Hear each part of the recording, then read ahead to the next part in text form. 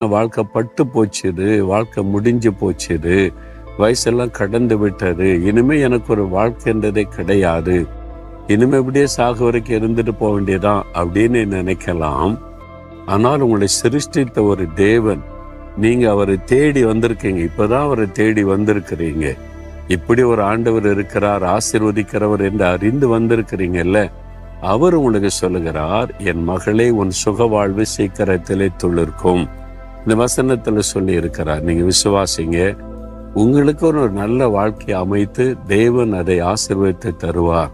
பிந்தி விட்டது, முடிந்து விட்டது, இனி அவ்வளவுதான், இனி துளிர்க்காது, பட்டு போச்சுது அப்படின்னு நினைக்கிறீங்களா?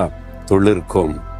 இயேசு கிறிஸ்து ஆசீர்வதித்தா பட்ட மரமும் துளிர்க்கும், காய்ந்து போன மரமும் துளிர்த்து கனி கொடுக்கும். அவராலே முடியும். உங்க வாழ்க்கை துளிர்க்கும், நீங்கள் ஆசீர்வதிக்கப்படுவீங்க, செழிப்பை காண்பீங்க. நீ ஆண்டவர் வாக்கு கொடுக்கிறார்.